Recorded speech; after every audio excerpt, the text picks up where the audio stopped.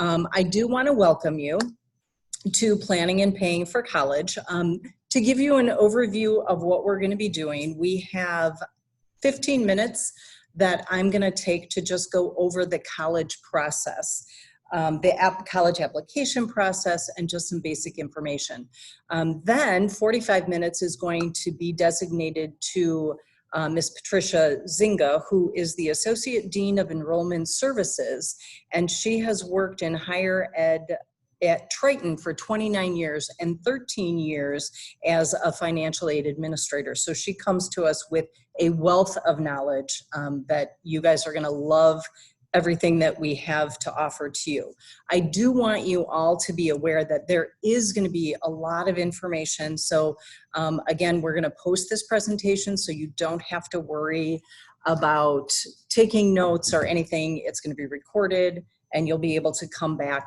So just sit back and enjoy the presentation.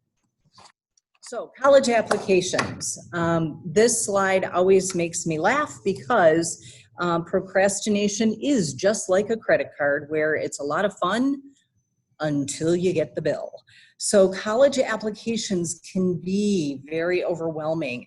And often in our experience as counselors, we find that it can actually paralyze some of our students and they just don't know where to go and they don't know when to start or how to start. And so they just don't do anything. They just procrastinate.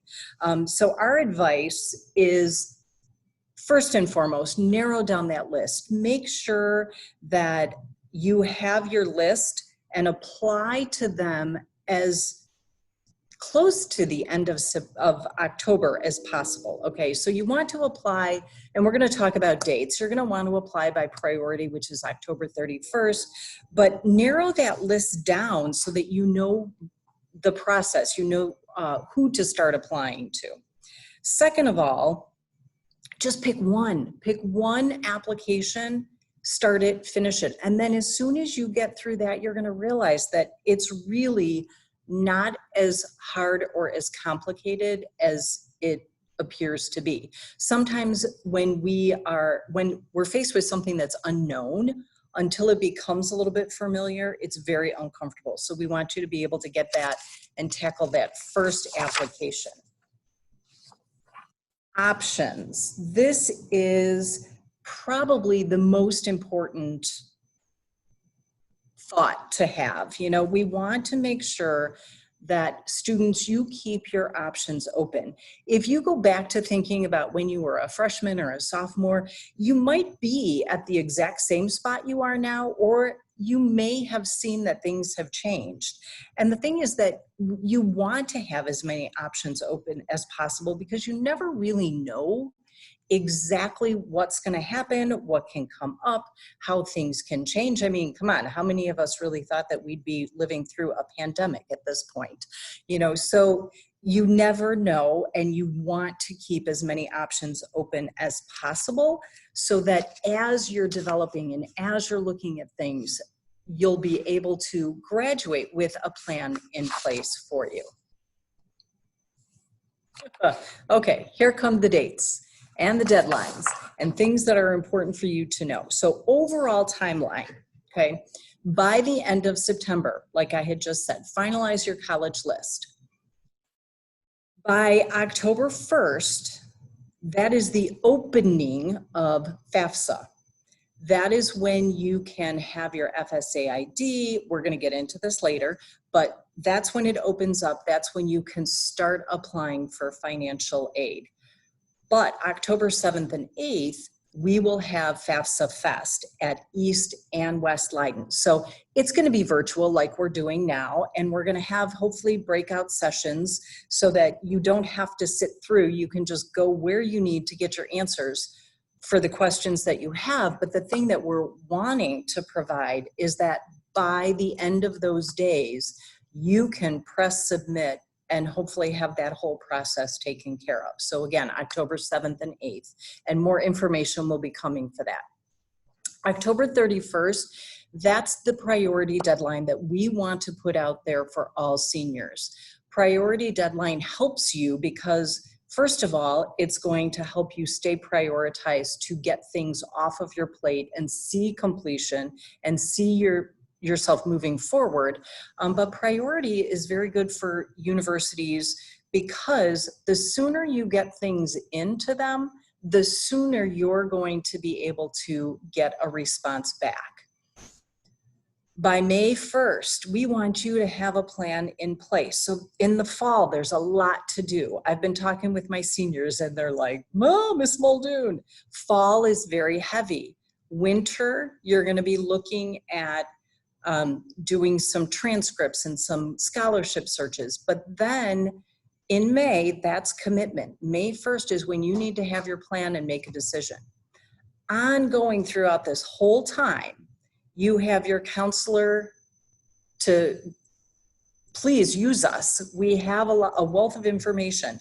We are meeting with seniors individually and in small groups to answer questions and get all the seniors moving away from that procrastination. We're going to have scholarships.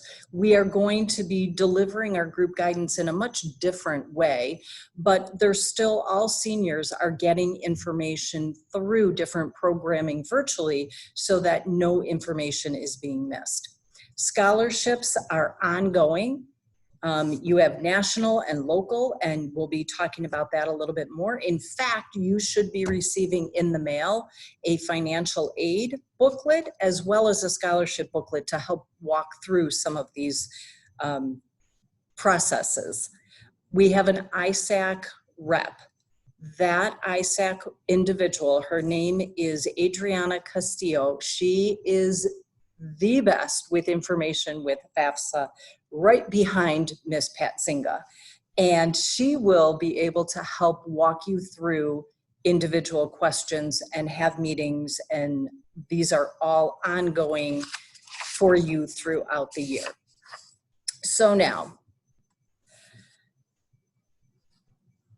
this is a little bit different. So with the pandemic, it's a little bit harder for us to get on a college campus and see what it has to offer. Some schools, all you have to do is call, and each school is individual and they will allow visits, but there's virtual visits. And, you know, it's really important with everything being virtual that we really take a look at what every opportunity in every school has to offer.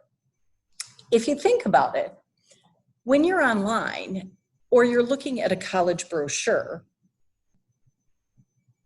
I don't know, things kind of look the same. They look very similar.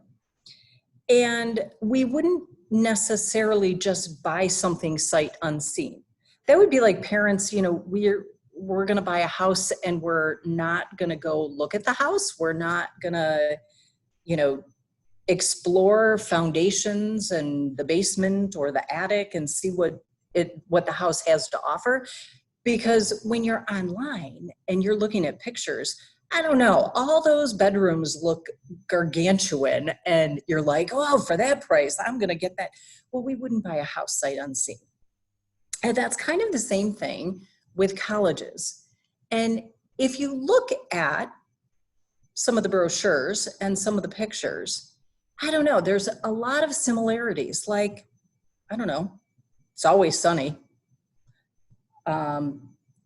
No student is ever sad. They all have smiling faces. They're all like they just got off the best ride at Disney World. And those are things that we want you to be aware of. There's never a rainy day. You never see anybody walking the campus with an umbrella or drenched because they got caught without an umbrella.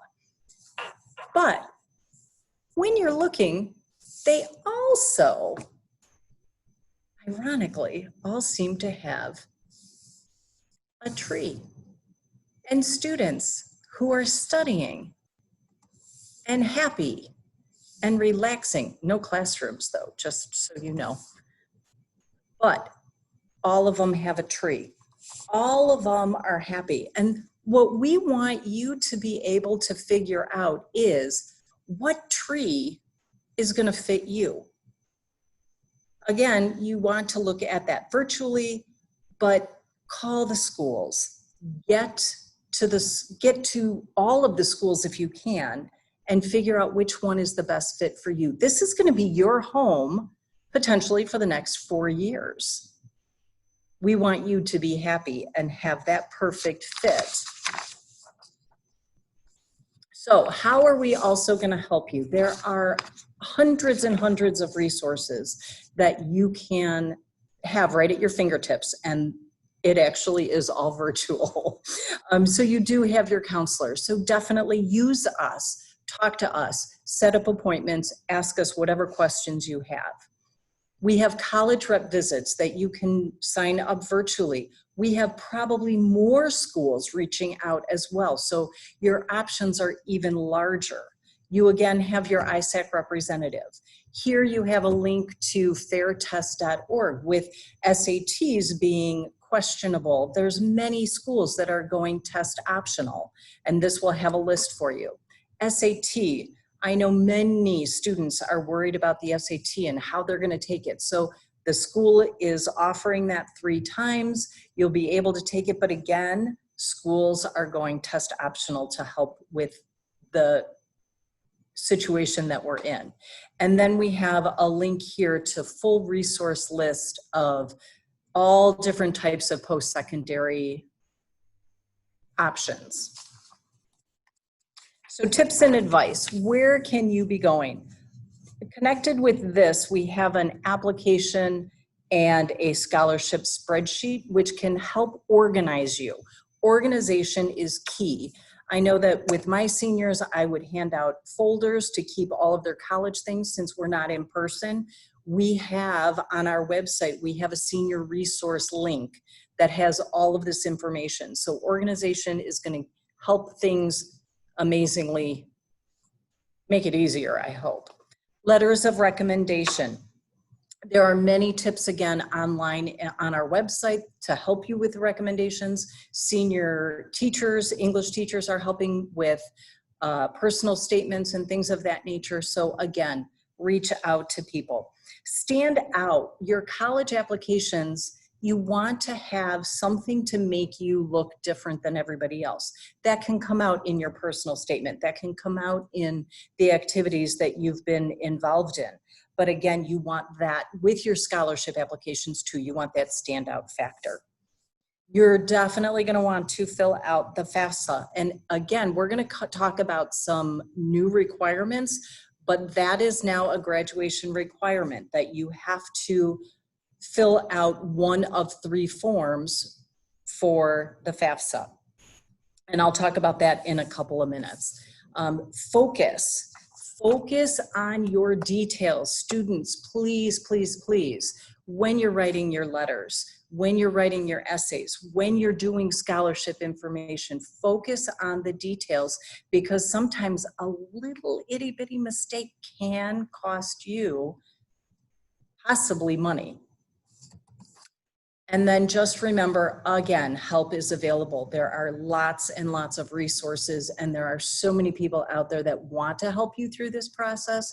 Use our expertise, and we can help you walk through all of that. Something that is still relatively new is requesting transcripts through Parchment. This is our electronic. All seniors have gone through the process to set that up. If you haven't done that, please make sure you get that done with your personal email. You need to change your Leiden email to a personal email, but that's how you are going to be sending your official transcripts to schools, to employers, any post-secondary, anything. And at the end of the year, the counselors will help you with that final transcript that you're gonna send. Here is our ISAC representative. Again, this is on our website, but Miss Adriana Castillo, she will be our rep who will help with the FAFSA information, the alternative application. She has a calendar that you can click on to go, and she will meet with families, parents, students, everybody. So she can meet during the day or in the evening. So great resource for you. Also, this again will be on the website, but you will be able to scan this is a quick link for you to be able to get the Financial Aid 101 booklet. Again, this is the booklet that's being mailed home, but there is an electronic version as well. So now, I ran 3 minutes over. I tried so hard to stay on time for all of you. So at this point, I would like to turn the screen over to Ms. Patricia Zinga, who will be talking to us on the financial aid, the FAFSA financial aid process, and what all that means, and how you can all be available to get some money. So for just a minute, I'm going to stop sharing my screen so that she can share hers for her presentation. Thank you so very much.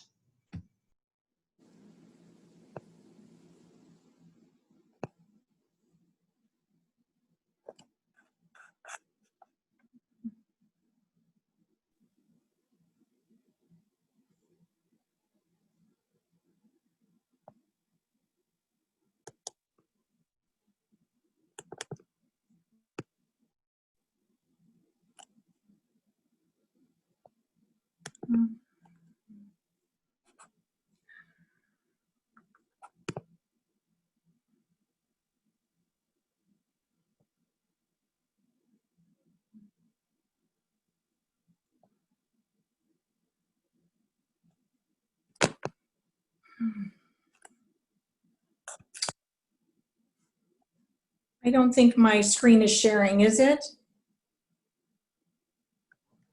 No.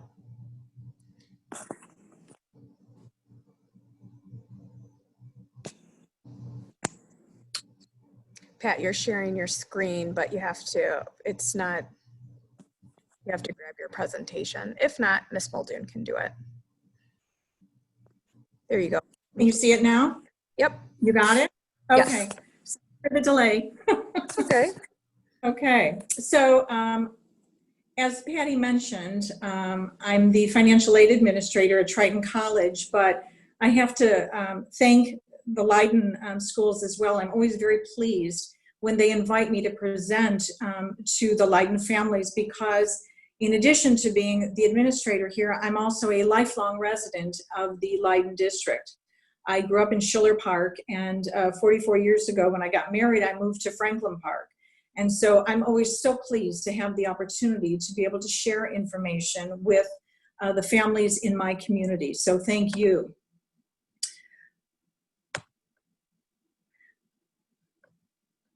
To start the conversation, I think it's good to talk about the fact that during this presentation, I hope only to lay a foundation.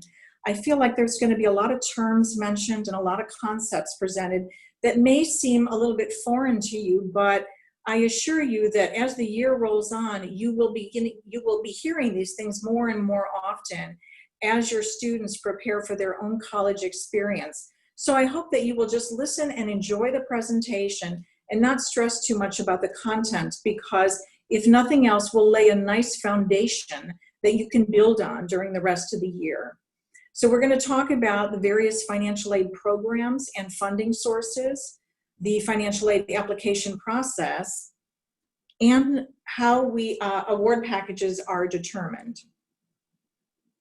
So when I think about the sources of financial aid, there are 4 categories: the federal government, the state government, the institution, the colleges themselves offer money, and then outside private sources, which typically refer to scholarships. And additionally, there are 2 sort of major categories of financial aid. The first is gift aid, and that's in the form of grants and scholarships. And I'm going to talk about each of these in a little more detail in subsequent slides. But gift aid is the best form of aid. This is the free money, the money that doesn't have to be worked for, doesn't have to be paid back. It's just awarded to students to help them with their educational costs. The second form is self-help aid. And in that category, we have work study and loans. So let's talk first about gift aid, the money you don't need to pay back. I've listed here the 3 major funding sources from the federal and state government. And I'm going to talk very briefly about the uniqueness of each one of them. So the first and largest program by far is the federal Pell Grant.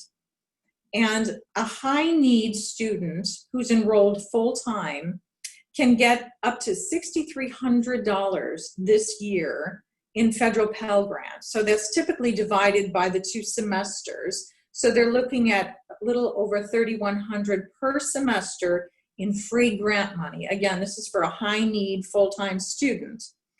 And some important things to remember about the federal Pell Grant is that even if you don't apply for aid early, if you finish the financial aid process at any point during the year and you demonstrate eligibility for the federal Pell Grant, the federal government will make those funds available to you.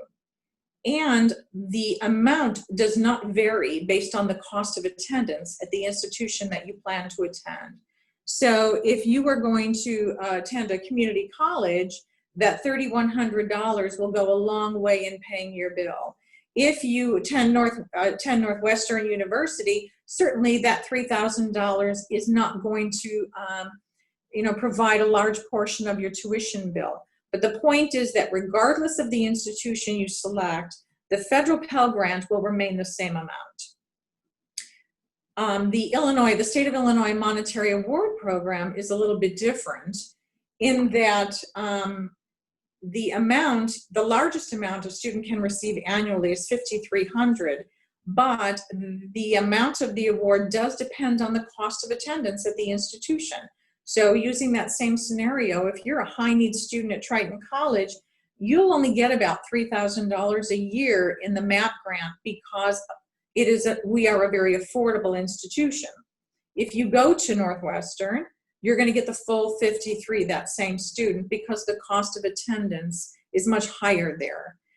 The other unique feature of the MAP grant is that, unlike the Pell Grant, there is an annual allocation of funds for MAP grants. And they offer it to students on a first-come, first-served basis. So when you do your FAFSA application and you indicate that you're planning to attend an Illinois school, they sort of accrue or put money on the side for you for that MAP grant if your FAFSA shows that you're going to have eligibility. When they predict that the money will have been fully expended, they suspend that MAP grant based on a certain date. So at some point in the application cycle, they say, you know what? Students who complete the FAFSA after this date will not qualify for the MAP grant. So it's an allocation of funds that is distributed on a first-come, first-served basis. So you want to make sure that's one of the reasons that you want to make sure that you are applying for financial aid very early so that you can get consideration for all of the types of money that's available. And the final big player in grants is the Federal Supplemental Education Opportunity Grant. This is another federal grant. Schools get an allocation and they must award it to their highest need students. It can't exceed $4,000 a year, but often schools will use a strategy where they'll give students a much smaller award and spread it out amongst the entire high need population. So those amounts can vary pretty significantly from school to school. So these are the 3 big grant programs. The other free money would be scholarship searches. And I know that Patty talked about that as well. You know, this is one of the very underutilized forms of financial aid for students. And I've known many students here at the college who've been incredibly successful in funding their education through scholarships. So I encourage you to have your students consider applying for scholarships. I know that I chair the scholarship committee for the Chamber BioCare, and we post all 3 of our $1,500 scholarships on the Leiden platform. And there's about 50, I think at least, community organizations that are posting their scholarships on that platform. And students can apply, fill out one application, and be considered for multiple scholarships. Additionally, in addition to community organizations, oftentimes foundations, national corporations, and even the college or university that you plan to attend may be offering scholarships. So again, I would encourage you to visit the website of the schools that you're considering. So for example, at Triton College, we have a platform as well. And all of the scholarships that we offer students, you can apply for on this platform. We also have a directory of all of the scholarships that we've been made aware of. So there's a couple of hundred pages of booklet that you can look for scholarships that may be relevant to you. So I say this because I think that it's a really good way for students to increase their funding to cover the cost of education. So please consider scholarships. I also want to mention 3 scholarship opportunities that we offer here at the college. All 3 of these scholarships offer students an opportunity for the first 2 years of their education totally free. So the Trustee Honors Scholarship, that will become available January 1. And it is available to all in-district high school students attending in-district high schools or who reside in our district. And it is in-district tuition for the first 2 years of school. I know it says the requirements here are top 10%, 3.35 GPA, or an acceptable ACT or SAT score, but I will tell you, we just changed this program last week. I didn't have a chance to revise the slide. So moving for the next cycle for the 21-22 school year, it'll be for students in the top 10% of the class or a 3.35 GPA only. We will not be looking at SAT or ACT scores. So again, a nice opportunity. We also have the Scholars Program, another full scholarship for 2 years. This program is a little different in that it is a cohort of students, and so you have to be selected for the Scholars Program. It is academically demanding. There is service learning and a leadership component involved, and transfer counseling, individualized transfer counseling to assist in transfer to 4-year colleges. Our English chair is the faculty advisor for that program. And I will tell you that we transfer many students to some of the most prestigious colleges in the country from our Scholars Program. So it is a really good program. And there again, the requirements are an SAT or ACT score above the college minimum, a cumulative GPA of 3.5 on a 4.0 scale, and faculty and counselor recommendations. And finally, we have a grant from the National Science Foundation, and we're offering what's called our Genius Scholarships. And these are for students who are looking at engineering, technologies, mechatronics, environmental science, and geology. And there's small group mentoring included with this program with STEM faculty, summer enrichment, and research projects. And I know they've been working on the watershed in Cook County as part of their research, and it's a really exciting program and opportunity for students at a community college. And this program also, the requirements just changed. It used to be you had to be Pell eligible as determined by the FAFSA. Now it's been revised to be unmet need as determined by the FAFSA. So that really opens up the program to students from middle-class families as well. A minimum GPA of 3.35 is required, but they will consider 2.75 to 3.35 and faculty and counselor recommendations. So, you know, again, here are 3 opportunities for free tuition for 2 years, for the first 2 years of a student's college experience. Really nice opportunities for students in our community. So now I'd like to transition over to the self-help aid. This is the money that you have to work for now or later, not the free money. The first is work study, and this is a great program for students at any college. It's part of a financial aid package, so you need to finish your financial aid file to qualify. But basically, there are positions all over the campus, our campus, other campuses, and students are working part-time jobs while they're students, and it's part of their financial aid package. Now, what makes work-study positions, I think, much more advantageous to students is that typically work-study students are going to work 10 to 20 hours per week versus having a part-time job at an outside company where they really want you to be there maybe 30 hours a week, and they have a set schedule that they want you to adhere to, work study hours are going to be flexible, okay? They're meant to complement your studies, and so they'll work around your school schedule. Additionally, I think what makes this program very advantageous to students is that you are working alongside employees of the college. So let's say you need tutoring and you really don't know how to navigate that institution.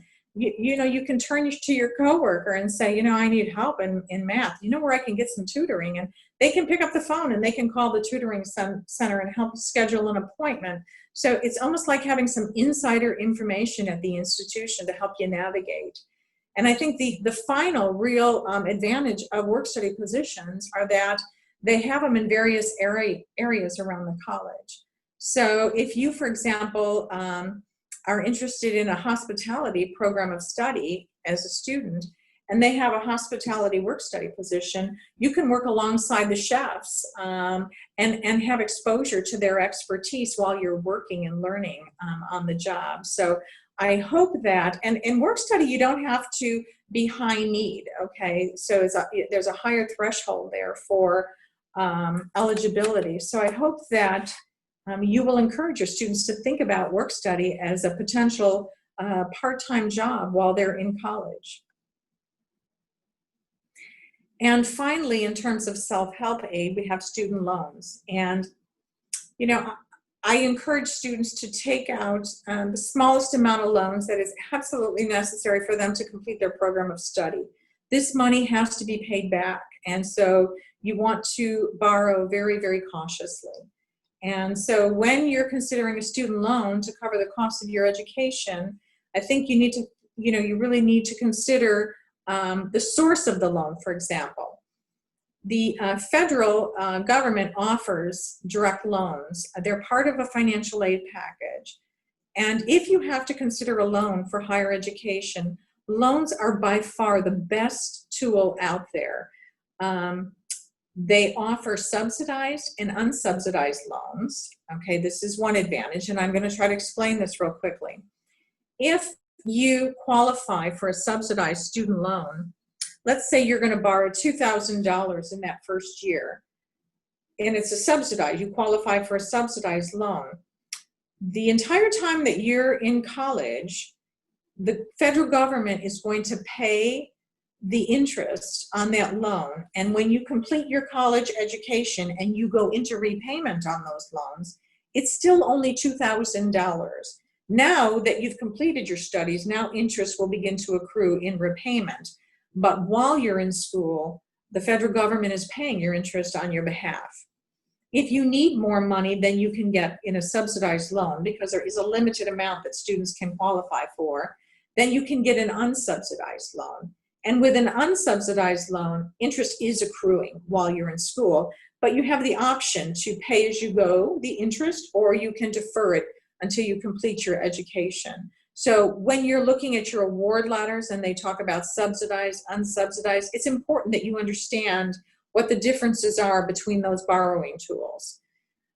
Additionally, interest rates are very competitive for the federal direct loans. Currently, this year, a student taking out a sub or an unsub loan will have an interest rate of 2.75. And I think you'd be hard pressed to find that interest rate with a private loan or a private student loan. So I think that's a real advantage as well. And finally, in my opinion, the biggest advantage of going to federal loans, if you need loans, is that the federal government does not want our students to default on their loans. And so they offer multiple repayment options. So let's, for example, say you graduate from college and you can't get a job right away. You can apply for forbearance or deferment. There's a process to follow, and you can delay the repayment of your loans while you're going through a difficult period.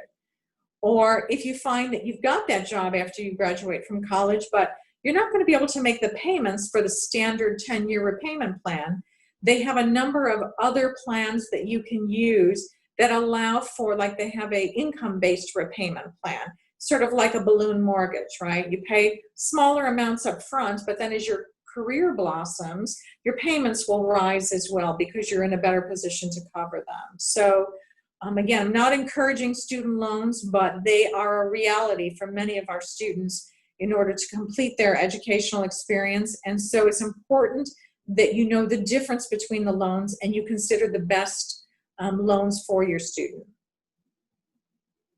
I'm a bit of a conservative, so all of my presentations can include these little tips because my goal would be for any student to graduate with the smallest amount of debt possible.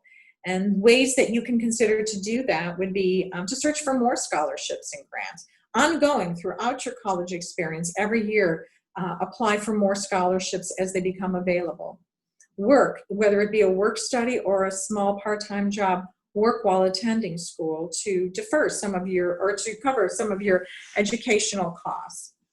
Change your spending habits. You know, when we do financial literacy presentations with our students, we talk about that cost of Starbucks. You know, if you took your daily Starbucks cost and multiplied that by 365 days, you'd probably wince at what you spend at Starbucks in the course of a year. And so just looking at all the places where you spend that money and making sure that you're making the wisest choices while you're in college, I think can make a real, it can be a very impactful difference. And consider transferring to a less expensive school. Consider starting at a community college. And for those who, no matter where you're going to school, who receive financial aid and then decide for some reason they have to withdraw from a semester, it's very, very important to talk to your financial aid office before you withdraw. Students who are receiving financial aid, there's an expectation that they participate through the entire semester.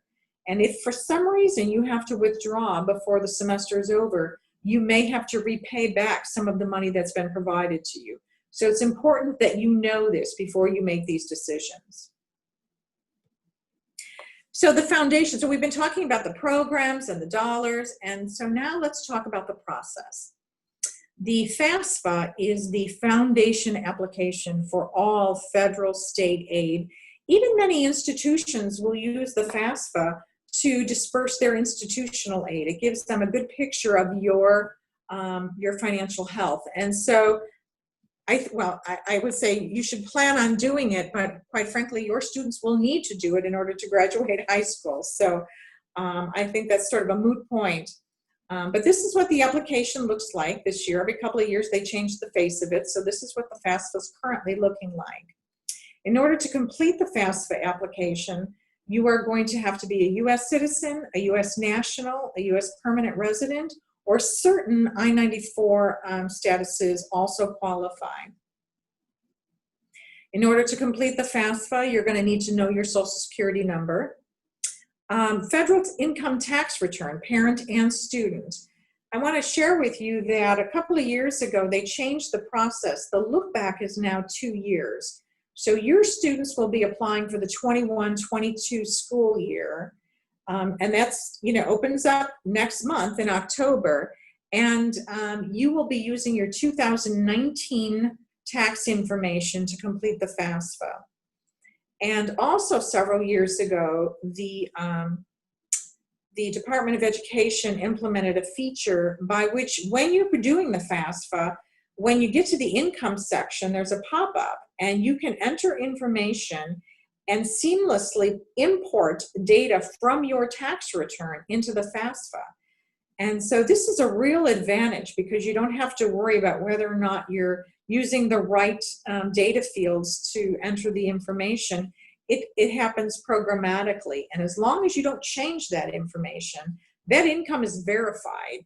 And so that makes the process much more seamless and efficient. So consider that in the FAFSA process.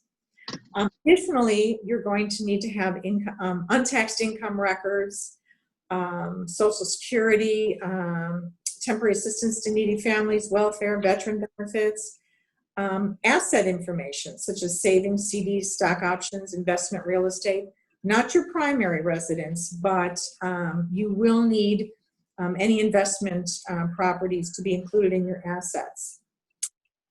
And finally, of course, if you're not a citizen, you'll need your alien registration or permanent residence card.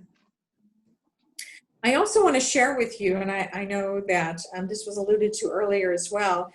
Last year, some legislation was passed by the state of Illinois that allows some students who were not eligible to apply for the FAFSA to now apply for the state MAP grant and other state programs. This is a great opportunity for a sector of our population that's not been allowed to access financial aid sources. So this is what it looks like on the ISAC.org website.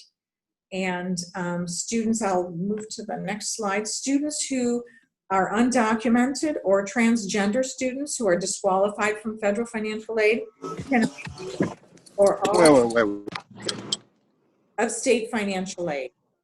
And again, this application will open up October 1st, just like the FAFSA. And if you're not sure whether or not the alternative application is the right form for you, when you go to ISAC.org, there is a pre-screening section at the beginning, and it'll help you to establish whether or not the FAFSA or the alternative application is the best application for you to fill out. In order to be eligible for the alternative application, that undocumented student must have resided with a parent or guardian while attending an Illinois high school. The student attended high school in Illinois for 3 years and graduated from an Illinois high school. And the student has not established a residence outside of Illinois. So those are the only criteria to be considered for the alternative app. And I got to tell you, this is a great opportunity for many students here in the state of Illinois. So very excited about this. Again, for those of you that are planning to do the FAFSA or the alternative application, they are having an event at West Leyden on October 7th and East Leyden on October 8th. I understand it's going to be a virtual session offered in English and Spanish to assist families in getting these forms completed. And I also want to mention that often I hear families say that, oh, I'm not going to apply because I make too much money, so I'm not going to qualify. And I have to tell you that it's important that you complete the FAFSA.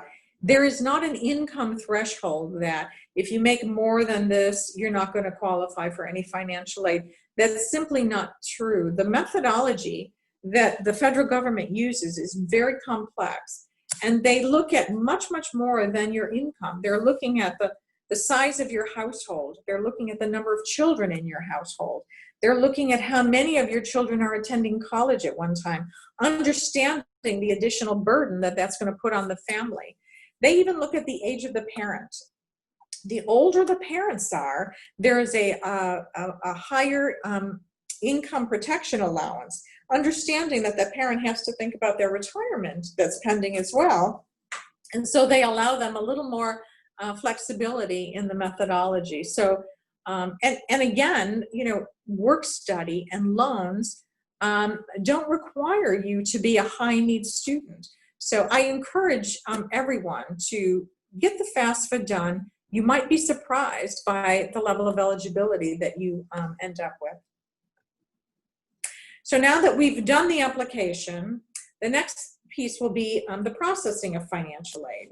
So when you do the FAFSA, you can list up to 10 schools that you would like, that you're considering for higher education. And when you put those school codes on your FAFSA, you're basically giving those schools permission to look at your data and begin to communicate with you about things that are needed to complete your file. So once you list a school and they start processing that year's applications, they're going to begin to communicate with you, and they're going to say, you've been selected for verification, we need this documentation to finish your file, or your file's been already completed, here is your award letter. And often families will be selected for verification. And if that's the case and you have to submit additional documentation, it's very important that everything that you submit is consistent and accurate. I say this because it's not uncommon here for us to see families who complete the FAFSA, let's say they're selected for verification, they fill out the verification documents, and then we send another document, and now we want more information on the household size. And they get frustrated and they say, well, I already filled this out. I did a verification. Why do they keep asking for this information? Not realizing, though, that when they did the FAFSA and they did the verification worksheet, they didn't provide the same information. So if you told us on the FAFSA there's 4 in your house, and then in the verification document you tell us there's 5 in the house, we can't process your financial aid. We have to make sure that we know exactly how many people are in the house. So we have to send out another form to verify what is the accurate information. So please keep that in mind. If your school is asking for completion documents, that everything is consistent and accurate. And again, missed deadlines can affect, your award and ultimately the amount of money you receive for funding your education. How award packages are determined. So this is the final components of this presentation, and I think this is really important for families to be thinking about this. As your student applies to multiple colleges, you're going to get multiple award letters, and you need to know how to read them, how to interpret the different information. So we're going to come back, we're going to go into each one of these bubbles a little more deeply, but basically every award letter you receive from every school is going to have this formula: cost of attendance minus expected family contribution equals financial need. They're going to have all these pieces on the award letter because it's required by the Department of Education, okay? So let's go to the first bubble, cost of attendance. Each institution develops their own cost of attendance. And the components that you see on the slide, that's what's going to be included. The tuition and fees is going to be the cost, the tuition and fees cost for the year at that institution. Room and board is going to be a little bit more subjective. If it's a university and the student is going to be on the dorm, then the room and board cost probably will reflect the actual cost of the dorm rooms. Transportation are going to be some averages. When I develop the cost of attendance here at Triton College, I use the consumer price index and those increases every year to inflate my costs, but I'm looking at typical regional costs for transportation, typical regional costs for housing, rents. Books and supplies are also an acceptable component of the cost of attendance, and miscellaneous living expenses. I think it's important that you see that all of these components are part of the cost of attendance, because not all of these costs necessarily apply to every student. So at Triton College, we have all of these components in our cost of attendance. But if Johnny is living at home, okay, he doesn't have room and board expense, but his award letter, his cost of attendance is still going to have that room and board portion of the expense. So, sometimes I think that the cost of attendance can make the overall cost of college almost inflated, because you need to make sure, as you're looking at the award letter, that all of those components actually do apply to your students. So the next bubble is the expected family contribution. So when you do your FAFSA application, the result that you get is one number, okay? And this number, after they run all of the data that you submitted on the FAFSA through that methodology, they come up with the expected family contribution. This is the amount that they believe you should be able to contribute to your student's education on an annual basis. So an EFC of 0 means they consider you high need and they don't believe you have any money to contribute to your students' cost of attendance, and so you will get the maximum awards. But you can have an EFC as high as $5,700 and still receive some Pell Grant. It'll just be a lesser amount than a high need student. So again, it's one number that gets returned to you, and this is what the school is going to use to package aid. So you've got the cost of attendance minus the expected family contribution equals the financial need. So let's put the final piece of this together. So here's a sample award letter, and you can see the estimated cost of attendance is $28,000. You see that a little to the left of there, we've outlined all of the components that made up that cost of attendance. Again, remember, not all of those necessarily apply to your student. And then we say less expected family contribution equals financial need. So the financial need is 27,500 in our sample. So that's what they're going to package against, that 27,000. And you see, and I will tell you that on your award letters, it's not going to say gift aid, self-help aid. I'm doing this just to show you that they're pretty much going to list it in this order, okay? So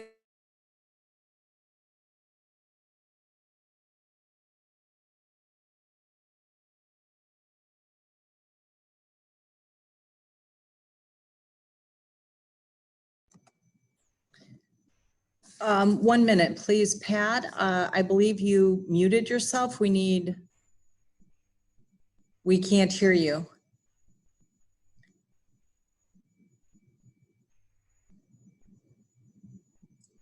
Pat, you're still muted.